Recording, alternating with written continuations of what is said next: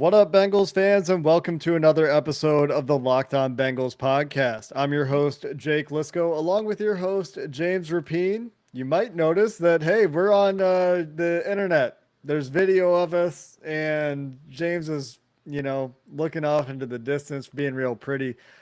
We've got a whole show for you today. The Bengals had their mock turtle soup day. We're going to be on YouTube in the future. Today, for the show, we're going to cover Joe Burrow being fully cleared for the preseason, what that means, and what we should expect from him in preseason, in training camp. We've got a bunch of injury updates today, and they will have pretty significant impacts on this team as well, and some roster moves to talk about. And one of those roster moves will be the Sam Hubbard signing. James, I gave a little bit of an overview yesterday. We had an emergency podcast, but you and I can have a little bit more conversation today. Unfortunately, we don't have full terms of that deal yet, but we will get to that a little bit later. Let's start with the news of the day, though, James. Joe Burrow fully cleared, announced by Zach Taylor at the Mock Turtle Soup Media Day that you were in attendance at. So how was the Mock Turtle Soup? It was good. I enjoyed it. It was a perfect start to the meal, and what was a really good meal at Paul Brown Stadium. It was great to see people again, and it kind of felt normal, but it was really, really good to taste a little of that mock turtle soup. And then we had a little filet action for lunch, and then you finish up with a little sherbet. So it was a really, really good lunch filled with some good news, as you mentioned, for Joe Burrow. And it's funny, Jake, I was thinking about this. You called it before OTAs that Burrow was going to be out there and he was going to be throwing, and I got it completely wrong. But I called it about the fully cleared. So together, that's why our listeners should listen to Locked On Bengals, because with Jake and James, one of us is bound to get it right. Yeah, when you put us together, somebody is probably correct. Before we dive too far into this Joe Burrow stuff, which we will in just a second, for those of you that are watching on YouTube, welcome to the Locked On Bengals podcast. If you've never seen us before, I do want to make a note for anybody watching the video. When I look over here, or when James is looking somewhere else, that just means we're looking at stuff for the podcast. You never know where the information is. For me, my second screen is over here. My camera's up here. So it's a little bit, weird when I'm trying to get information or have to refer to things. So I just want to say that little housekeeping note for anybody watching the video. And I hope you guys like the video. It's a new thing we're doing now. We're excited for it. We're excited for any new audience that we find that discovers us via YouTube. And we hope you like the show. James, without further ado, we've talked about it a little bit. Let's get into the full celebration that is Joe Burrow being fully cleared. And tellingly, after we talked to Brian Callahan just a couple days ago, and he said, we'll kind of figure it out. We'll see what the plan is.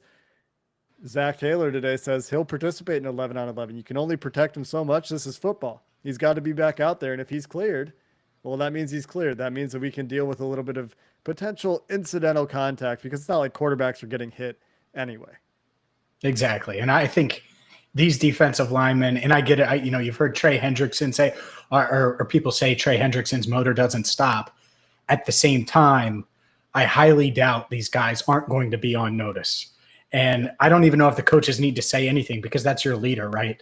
Like, I don't know if, anyone in, I guess Tom Brady would be a bad example, but let's use Peyton Manning in 1999. I don't think any Indianapolis Colts players, I think they knew better than to get near the merchandise, right? And Joe Burrow's the merchandise, and he's the guy. And the fact that he's fully cleared, it's great because he can participate in 11 on 11. Hopefully we can see him go up against, this defense, this remade defense early and often during training camp, because odds are we're not going to see Joe in the preseason. Now, here's the interesting thing about it. Mike Brown's basically said that, hey, he's probably not going to be out there for preseason games. But then Zach Taylor was like, we'll see. And he didn't really give us a definitive answer.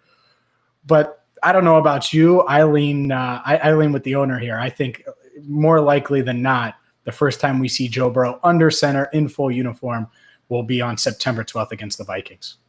Yeah, I think that, Zach Taylor's learned from the AJ Green injury and onwards to hedge his bets a little bit and not say, never say never kind of thing, because you never know what might change. And I actually really liked his quote when he was talking about it. He was talking about, you never know what he needs to get that I don't remember what his exact words were, but it was to get that feeling, to get that rush or something like that. He might need it to be in a Mhm. preseason game, to feel like he's ready to go, to feel like he's playing football again. Because, you know, otherwise, are you pigeonholing yourself on the first play against the Vikings being a handoff? You know, you do want Joe to have those I mean, I'm not saying Joe's going to get nervous, but you know what I mean, right? So Maybe it'll a be interesting little. to.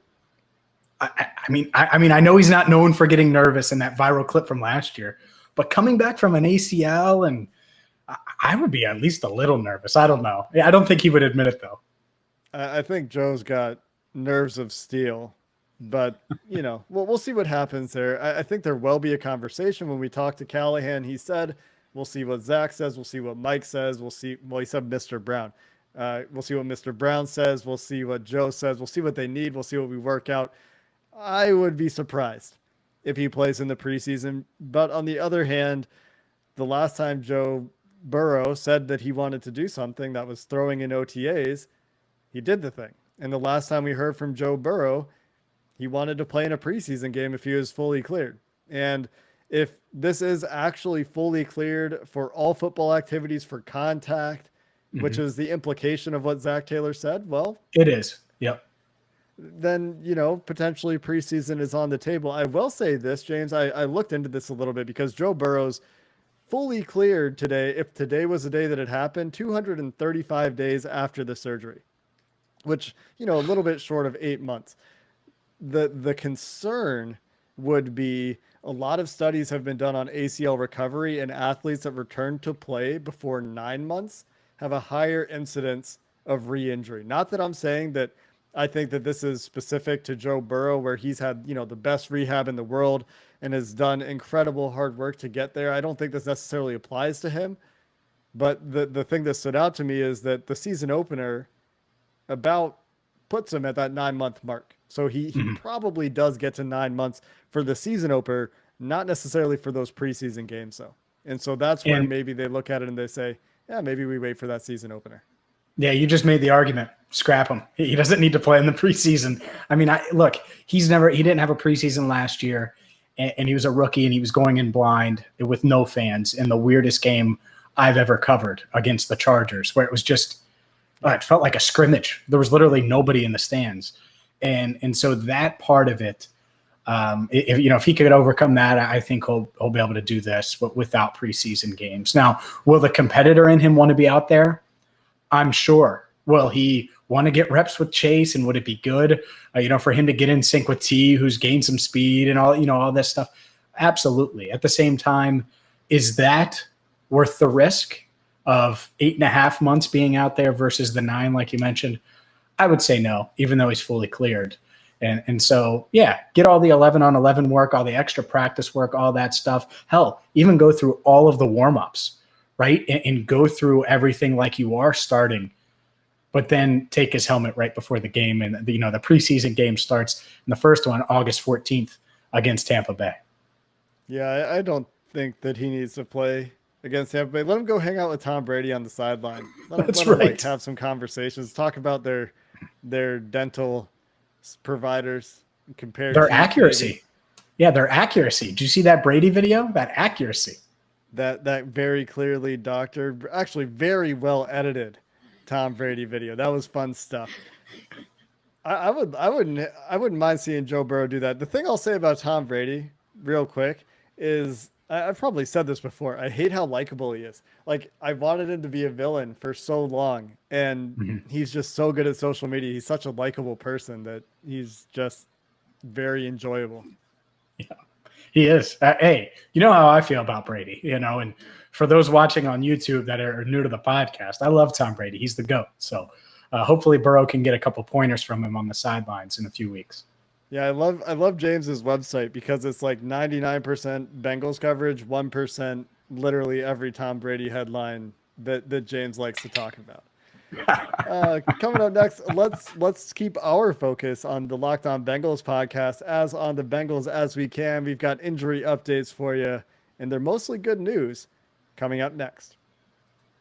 BetOnline is the fastest and easiest way to bet on all your sports action.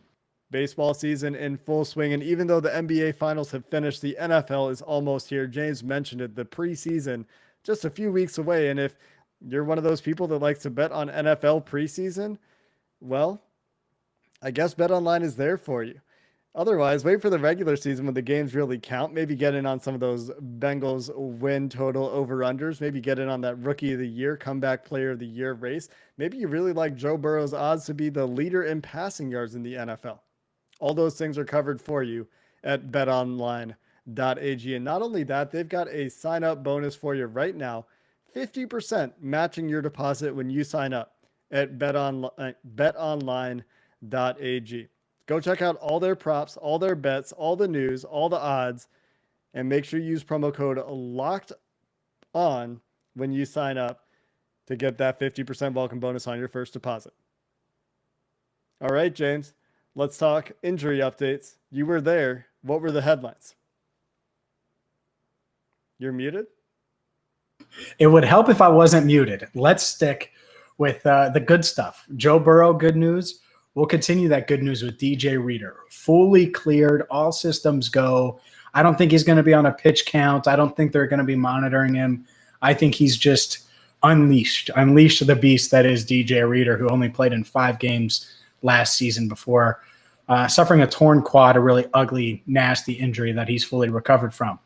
Another guy that has fully recovered, but they're going to take it a little easier on him, but he is 100% cleared and ready to go, Trey Hopkins. And this one might be more impressive than Joe Burrow's. And I know Joe Burrow's was more devastating. There was more damage to that left knee. Trey Hopkins tore his ACL in January. Like literally January 3rd against the Ravens, Trey Hopkins goes down the final week of the season. Just a devastating injury for a starting center. And he's cleared. I think they're going to take their time with him. I wouldn't be shocked if they, get him some preseason action later, maybe game 2, not week 1 of the preseason. But he's going to be out there. He's fully cleared as well. So those are 2 big men. Think about it. We're talking about the trenches all off season. How much time we talked about offensive line, defensive line. So good news on the interior of both sides. Yeah, I think the DJ Reader stuff is pretty well expected given the timeline, although Renell Wren will not be ready to go. He's dealing with an injury of some sort. I don't know if it's the same injury, but we'll talk about Wren in a minute. The Hopkins stuff was a bit of a surprise, although some connected folks on Twitter, Malik Wright and Paul Dehner Jr. were pretty well on it when they said, hey, this interest in other centers is not necessarily an indicator on Trey Hopkins, but instead maybe they need camp bodies. Maybe they're looking for depth. The Austin Reeder tryout apparently happening on Monday. We don't know what happened with that tryout. He hasn't signed with the Bengals as of today. But when you compare these guys to the depth on the team, I think that's where it starts to make sense, bringing in some competition, either for Billy Price or behind Billy Price as the backup, knowing that Billy Price probably won't be back with this team after this year, barring some sort of major transformation in his play and the team's attitude toward him. It does make sense to see them trying out some other centers, but the Trey Hopkins is ready to go was a little bit of a surprise to me. I thought that, he would maybe have to miss a couple weeks, but fully cleared, even if they have to ease him back in, that's great news for the Bengals. It lets them get him ready for week 1 and get some exposure with the rest of this offensive line as they work toward getting some cohesion going with this new unit. Yeah, and I like that last point you made, because to me, how do you feel about Jackson Carman having Billy Price to his left week 1? I mean, Jackson Carman's such a pivotal part of this whole, not just draft class, but this offensive line moving forward. And I'm not trying to be mean to Billy Price. It's just Trey Hopkins is established, and you know what you're getting. And even if he's not 100% effective, I'm not saying healthy, but effective coming off of that injury, intelligence-wise, football instincts-wise, leadership-wise, I know that he's going to probably be able to help Jackson Carman a bit more as he tries to make his way to the guard spot. So I think that part, it can't be overstated, because, again, he's a big part of the Bengals' future. So, yeah, I was surprised, too, that Trey Hopkins fully cleared already, especially with their tinkering at the center spot. I mean, Austin Ryder, he's a guy, if you brought him in and he ended up starting week 1, it wouldn't be that crazy to me. I think he's a comparable player to Trey Hopkins, and some would say maybe even better than Hopkins. So if you can still get him, and I don't know how the workout went as we record this, but if you could still get a guy like that, man, now suddenly you do have some depth at a center spot that really felt shallow a few weeks ago when we didn't know if Hopkins was going to be ready. And that's in addition to Trey Hill, their draft pick. It's in addition to Billy Price, who we've talked about, in addition to Lamont Gilliard, who we talked about last week, who they got off of waivers, one of several teams to claim Gilliard. He was in some level of demand. The Bengals had the best priority, and so they get him. And so if Reiter ends up signing, then that's additional center depth. It might mean that some of these guys are going to work at some of the guard spots as well. That's a very frequent thing that you see with centers coming out of college, especially young guys working at guard early in their career. Very common thing. But it wasn't all good news, right, James? I mean, a few players that are still dealing with injuries, most notably Wyatt, Hubert, the Bengals 7th-round pick, Kansas State edge rusher, has been lost for the year, most likely with a pectoral injury. So that one is the biggest bummer. And there's a few other things that look kind of minor by comparison, but never nice to lose 2 players to torn pecs. And it just, what is it with this team and torn pectorals? It seems like every year one of these young guys deals with a torn pectoral, and you wish the best for Wyatt Hubert in his recovery, but it can't be good for a 7th-round pick to lose his rookie year. No, it sucks, because I actually think he was one of these outlier 7th-round picks that had a shot to make the team, and it was going to be fun to watch him, specifically in week 3 of the preseason, right? Try to earn a roster spot. I could already see it where he's hustling downfield for Darren Simmons' group and, trying to make a tackle or two at the end of that week 3 game. And you just, it's not going to happen. So it's unfortunate. And you're not alone in thinking that. I got a lot of tweets when I shot that out there about the pectoral issues. Now I will say, because Hubert, the list he was placed on, this happened away from the Bengals facilities. It's not like he reported for camp and was lifting with Bengals strength and conditioning coaches and tore it. So I just want to make that clear, because I think it's bad luck. I don't think it's the Bengals anything. And there was just some chatter about that on social media, so I figured I'd put that to bed. A couple other rookies, Cam Sample dealing with a little bit of a hamstring. It sounded minor. We'll see, though, because hamstrings can linger. And Puka Williams, who I know is a big fan favorite, was sick, so he's placed on the illness list. But it was just a sickness, and I think he's going to be on the field Tuesday when the rookies and the quarterbacks get back out there. So for the most part, outside of the Hubert injury, nothing too crazy. And one more quick note, because I thought Drue Chrisman might be able to push Kevin Huber a bit. The punt job is Kevin Huber's, because Drue Chrisman out for the next couple of weeks with a hand injury. And look, holding was going to be such a big part of what he was doing. Maybe he heard it trying to simulate the holds for Evan McPherson, the kicker, who's obviously going to be a big part of special teams this year. But whatever the case is, he hurt his hand.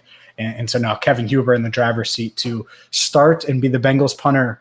Get this, Jake, for a 13th consecutive season.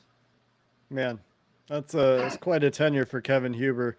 I do wonder, we'll see if Chrisman can get healthy quick enough. Maybe there's still some sort of punting competition, but before we started recording, I said, this effectively ends the punting competition conversation. If there was, as you pointed out, a competition in the first place. The last one to note, we've known about this one, I guess, for a few days as well. Vernell Wren, did we get any? I didn't see anything about this. Did we hear anything more specific about what his injury is? We didn't. I think it's still partially the quad, and him coming back from that. But he's close. He's more of like a day-to-day. I wouldn't be shocked if he's out there for Saturday's practice, right, when fans are going to be in the stands. Now, I might be oversimplifying it, and it might take a little longer, but Zach Taylor didn't seem too concerned about it. Well, that's good news. You like it when your coaches aren't too concerned about things. I'm sure they're very excited to have Sam Hubbard's extension done, and it sounds like they're working on Jessie Bates. We'll talk about Hubbard's extension and another minor move the Bengals made on Monday coming up next. This episode is brought to you by Rock Auto. Look, rockauto.com is the best place to go if you need car parts, truck parts, van parts. There's nothing worse than having unreliable transportation. And I've used rockauto.com. It's convenient, it's easy, and best of all, you're going to save time and money. you go to rockauto.com, check out all their different parts for whatever vehicle you drive, whether you drive a Toyota Corolla like me, maybe you drive a Mercedes-Benz, an Audi, it doesn't matter. It could be something as simple as windshield washer fluid, or maybe you need a fuel pump or something like that where it's a little more in-depth. They got it all at rockauto.com. And you're going to save 30, 50, even 60% compared to those big box stores. So check them out right now, rockauto.com. See all the parts available for your car or truck. Be sure to write Locked On in there. How did you hear about us box so they know we sent you? Amazing selection, reliably low prices, all the parts your car will ever need. rockauto.com. Well, James, we've made it through our advertisements, our first YouTube advertisements, looking into the camera. That was a little awkward for me. How did it feel for you? I mean, it was like, am I supposed to be listening and paying close attention to your ad read and reacting? Because I tried at one point. I was like, oh, this is kind of weird. Yeah, it was a little different. Maybe we'll talk about this on the fly. Maybe we'll have to double dip. Remember when we first started, when I joined Locked On again, or rejoined, whatever you want to say, and we were co-hosts together. The first month or two, we did 30 seconds and 30 seconds of ad reads, and we would split the ad read. Yeah. Who knows? Maybe we'll have to do that again. Maybe we'll get fancy again. Who knows? I totally forgot that we did that. That's some work. That's some work. But Jake's like, no, hell no, we're not doing that. Yeah, I don't know. This is already complicated enough, man, trying to deal with, because we're recording the audio, we got the video going, we're trying to do it in one take.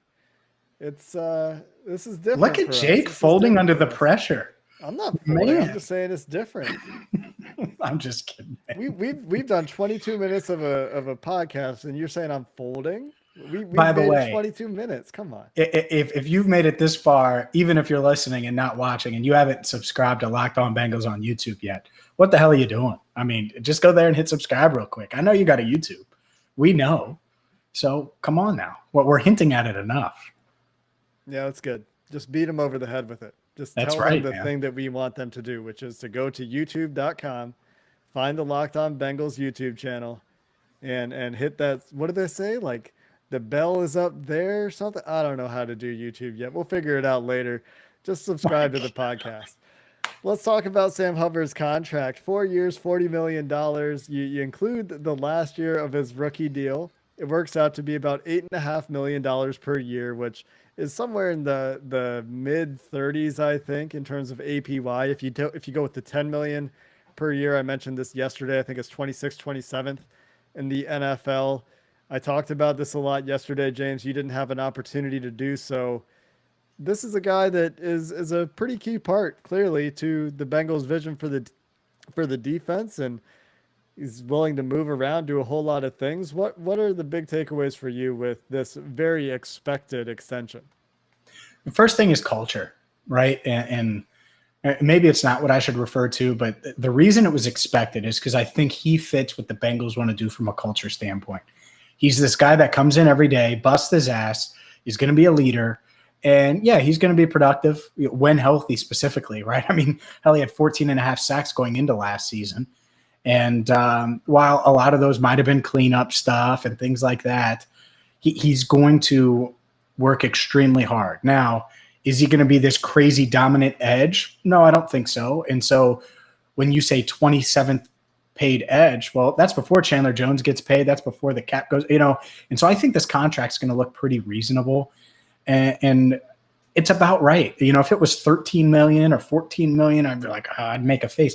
10 million per, again, given the context that we have right now, and because we don't have all the details, as you mentioned earlier, I like it. I think it's fine. I don't think it's going to hurt them or prevent them from doing anything they need to do to the defensive line specifically, or really anywhere else. So you keep a guy that you homegrown, that you drafted, that you developed, that has been productive. And he's really good against the run, by the way. I wanted to wait till the end because I think a lot of people know that he's one of the better run stoppers on the edge. And that's one of the main things this defense just couldn't do and still can't really do as of now, stop the run. And we'll see if they can do that this season.